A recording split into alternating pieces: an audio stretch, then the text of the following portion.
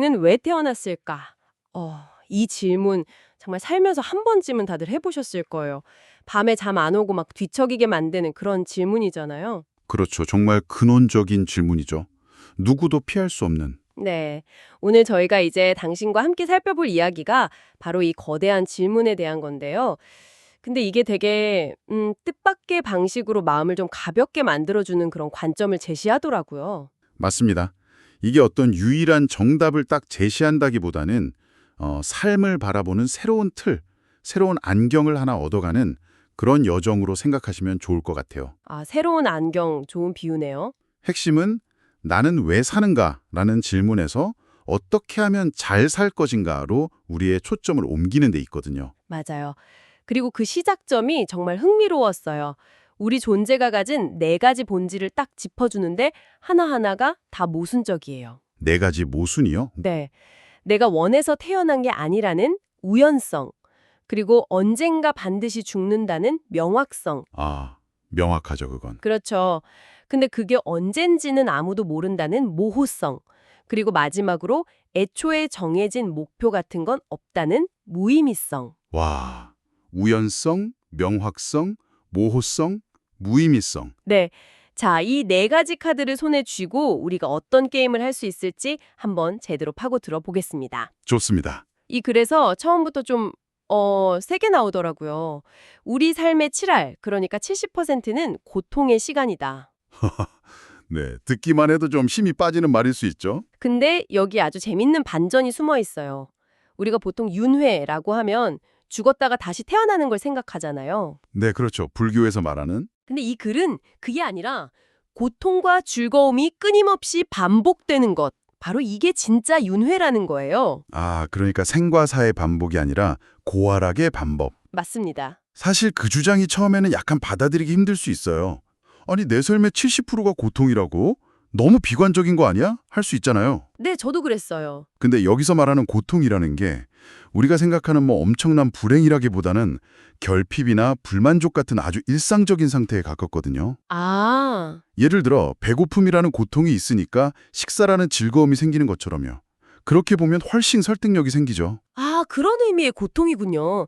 그렇게 생각하니까 바로 이해가 되네요. 근데 이 즐거움, 낙이라는 녀석의 속성이 또 아주 견덕스럽다고 지적을 해요. 그렇죠. 한 번 얻은 즐거움은 금방 시시해진다는 거. 네, 딱 새로 산 스마트폰처럼요. 처음 며칠은 막 신세계인데 한두 달만 지나면 그냥 늘 쓰던 기계잖아요. 맞아요, 맞아요.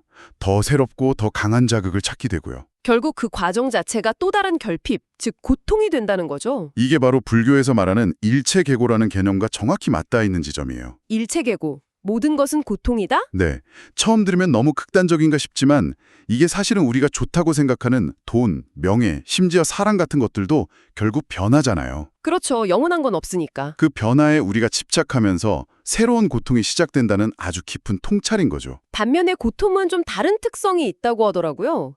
여러 가지 고통이 막 한꺼번에 닥쳐도 신기하게 우리는 그중에서 가장 큰 고통 하나에만 집중하게 된다. 아, 네, 그 부분도 재밌었어요. 예를 들어 치통이 너무 심하면 다른 걱정거리는 잠시 잊게 되는 것처럼요. 맞아요. 온 신경이 그냥 아픈 치아에만 쏠려 있는 거죠.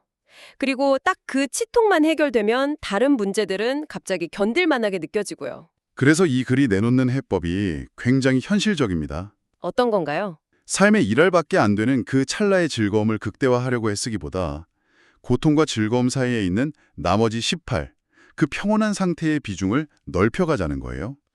롤러코스터에서 내려와서 그냥 잔잔한 호수 같은 시간을 늘리자. 바로 그겁니다. 이게 어쩌면 우리가 일상에서 붙잡을 수 있는 진짜 지혜가 아닐까 싶네요. 그런데 이런 평온을 방해하는 가장 큰 질문이 결국 나는 뭘 위해 살아야 하나 하는 목적에 대한 압박감이잖아요. 그쵸. 의미를 찾아야 한다는 압박감. 근데 만약에 그 목적 자체가 애초에 존재하지 않는다고 하면 어떨까요? 보통 삶에 의미가 없다고 하면 다들 허무주의를 떠올리잖아요. 어차피 아무 의미 없는데 뭐하러 열심히 살아. 이렇게요. 네, 그렇죠. 근데 이 자료는 바로 그 지점에서 뒤통수를 딱 칩니다. 의미가 없기 때문에 바로 그래서 우리가 100% 자유로울 수 있다는 거죠. 와, 누구의 기대에도 뭐 국가나 사회가 부여하는 어떤 거창한 사명에도 얽매일 필요가 없다는 거예요. 이건 정말 관점의 대전환이죠. 허무가 아니라 완전한 해방으로 보는 거군요. 네. 이 관점 전환이란 걸 짜릿하지 않나요? 무임이라는 단어가 이렇게 자유롭게 느껴질 수 있다니요. 그래서 이 글이 아주 강력하게 경고를 합니다. 어떤 경고죠? 당신의 삶에 어떤 특정한 가치, 예를 들어 이것만이 올바른 길이다 라고 주장하는 정치 이념이나 종교적 신념을 주입하려는 사람들을 경계하라고요. 네. 그 시도들 대부분이 결국 당신의 돈이나 노동력, 심지어 목숨까지 착취하려는 숨은 의도를 가질 수 있다고 아주 단호하게 선을 긋습니다. 국가를 위해, 신을 위해 같은 거대한 명분을 내세울수록 그 이면을 의심해보라. 맞습니다. 삶의 의미는 남이 정해주는 게 아니라는 아주 중요한 원칙이죠. 그렇다면 이 완벽한 자유를 손에 쥐고 우리는 뭘 해야 할까요? 답은 놀라울 정도로 간단합니다. 뭔가요? 글에 나온 표현을 그대로 빌리자면 오늘 하루와 내가 존재하는 이 생애 동안 나의 삶을 완전하게 원하는 대로 완벽하게 즐기며 행복하게 살아가면 되는 것. 딱 이거예요. 목적지가 정해져 있지 않은 여행이니까 길가의 꽃도 보고 하늘도 보면서 그 과정 자체를 만끽하라는 말처럼 들리네요. 정확합니다. 그리고 그 과정에서 다른 사람의 길을 함부로 재단하거나 결정하려 들어서도 안 된다고 강조하고요. 각자 자기만의 여행길을 찾고 그 길에 대해 스스로 책임지면 된다는 거죠. 자, 이렇게 우리 삶의 의미는 스스로 만드는 거라고 정리를 하고 나니까 네. 자연스럽게 더 큰 질문들로 넘어가게 되네요. 신, 죽음, 사후세계 같은 것들이요. 네, 신은 정말 있을까? 죽으면 어떻게 될까? 천국과 지옥은 이 글은 이런 형이상학적인 주제들도 아주 현실적인 땅에 발을 딛고 풀어냅니다. 우선 신의 존재 유무는 논쟁의 핵심이 아니라고 딱 잘라 말해요. 아, 그래요? 그럼 뭐가 핵심이죠? 신이 있든 없든 가장 큰 문제는 신이 전혀 말이 없다는 사실이라는 거죠. 침묵. 네, 그리고 바로 그 침묵의 공간을 또 하고 들어서 신이 나를 통해 이렇게 말씀하셨다고 주장하면서 자신의 이익을 챙기는 사람들이 역사적으로 너무나 많았다는 점을 지적합니다. 아, 바로 그 지점에서 죄와 용서의 개념을 완전히 뒤집어 버리는군요. 그렇죠.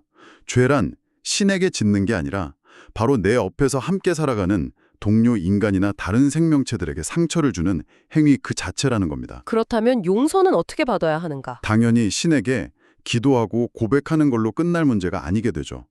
진정한 용서는 내가 피해를 준 그 대상에게 직접 찾아가서 그가 용서해 줄 때까지 진심으로 사과하고 그 피해를 보상하려는 구체적인 행동이 뒤따라야 한다는 겁니다. 신에게 고백만 하면 모든 죄가 씻은 듯 사라진다는 식의 가르침은 오히려 사람들이 자신의 잘못에 대한 책임을 회피하게 만드는 도덕적으로 해로운 종교가 될 수 있다고까지 강하게 비판합니다. 와, 정말 날카로운 지적이네요.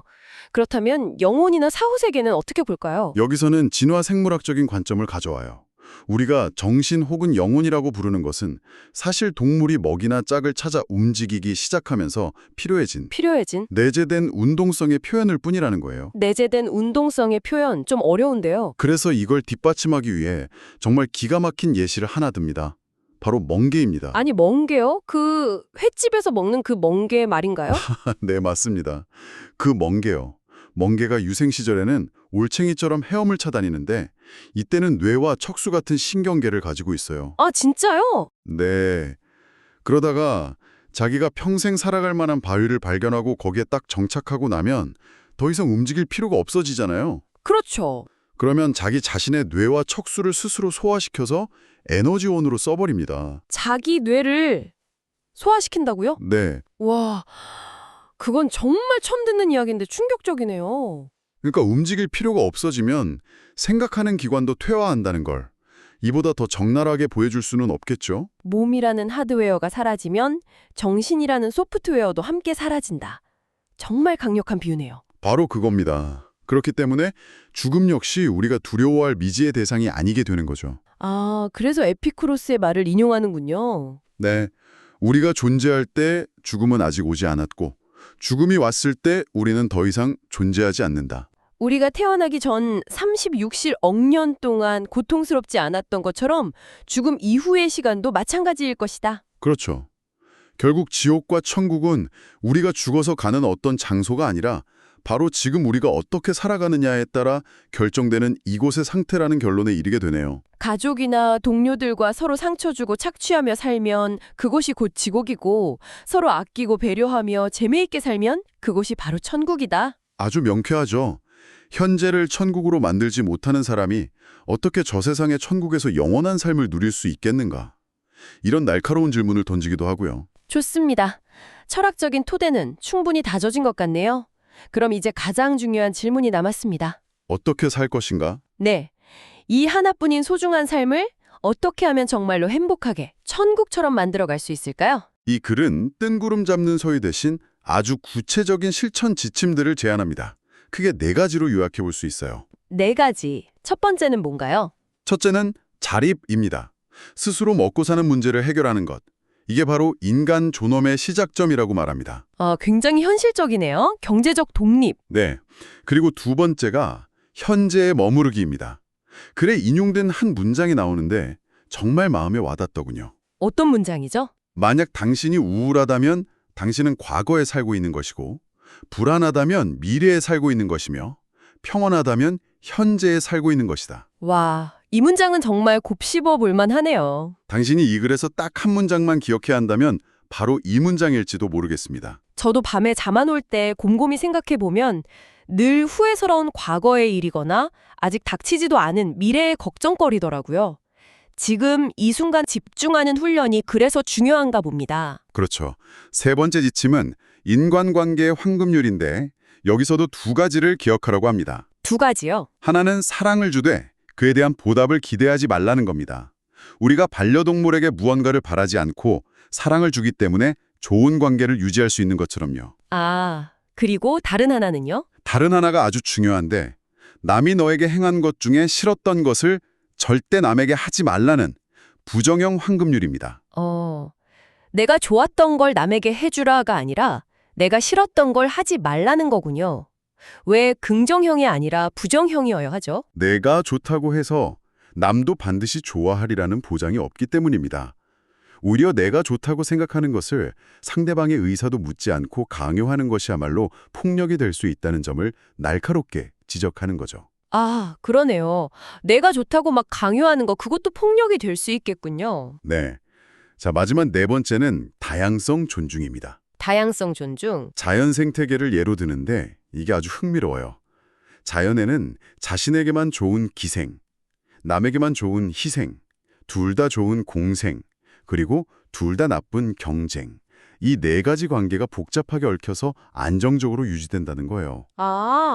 그 4가지가 다 필요하다. 맞습니다. 그리고 이건 각각 인간의 사상이나 종교와 연결하는 부분도 재밌어요. 불교는 기생, 기독교는 희생, 유교는 공생, 그리고 현대 자본주의는 경쟁에 비유하죠. 와, 재밌는 비유네요. 어느 하나만이 정답이 아니라 이 모든 모습이 어우러지는 것이 자연스러운 삶이라는 겁니다. 단순함과 통일은 최고일 수 있지만 위험하고 복잡함과 다양성은 최고는 아닐지라도 안정적이다. 이 문장이 이 모든 내용을 압축하는 것 같네요. 그렇습니다. 자, 이 모든 논의를 종합해보면 이 글이 최종적으로 제시하는 우리 삶의 목표는 단순히 나 혼자 행복하게 잘 먹고 잘 사는 것을 넘어섭니다. 더 큰 그림을 그리고 있다. 네, 그게 바로 생물학적 영속성과 문화적 영속성의 보장이라는 개념이죠. 생물학적, 문화적 영속성. 우리는 36억 년이라는 장관 우주적 진화의 시간 위에 찍힌 하나의 작은 점과 같다는 겁니다. 우리의 역할은 생물학적으로 후손을 남기거나 혹은 우리가 평생 쌓아 올린 지식이나 예술 같은 문화유산을 다음 세대에 전달함으로써 이 거대한 선이 끊어지지 않도록 돕는 것이라는 거죠. 내가 하나의 연결고리가 되는 거군요. 그렇죠. 법정 스님의 말씀을 인용하기도 합니다. 물 위를 걷는 것이 기적이 아니라 이 367억 년의 진화를 거쳐 지금 2발로 이 땅 위를 걷고 있는 것 자체가 기적이라고요. 그리고 이 모든 이야기의 끝에서 아주 도발적이면서도 장대한 예언을 하나 남깁니다. 네, 그 부분이 정말 인상 깊었어요. 불과 200년 전만 해도 모든 인간은 평등하다는 개념은 존재하지 않았고 50년 전만 해도 남녀는 동등하다는 개념이 낯설었다는 사실을 먼저 상기시키죠. 그러면서 예측을 합니다. 앞으로 50년 후에는 인류가 인간과 다른 생명체들이 동등한 가치를 지녔음을 깨닫게 될 것이고 200년 후에는요? 200년 후에는 인간과 길가의 돌멩이까지도 동일한 가치를 가진 존재임을 깨닫게 될 것이다. 돌멩이까지요? 네. 우리의 공감과 인식의 범위가 점차 확장되어서 결국 우주 만물에 이르게 될 것이라는 정말 대담한 전망입니다. 오늘 나눈 이야기들을 마음에 품고 당신이 한번 깊이 생각해 볼 만한 마지막 문장을 전해드리며 마무리하겠습니다. 우리의 영적인 자각이 성장하면 우리 자신과 세상의 모든 것을 동일시하게 되고 어떠한 것도 착취하지 않게 됩니다. 우리가 돕는 것도 우리 자신이고 우리가 치료하는 것도 우리 자신입니다.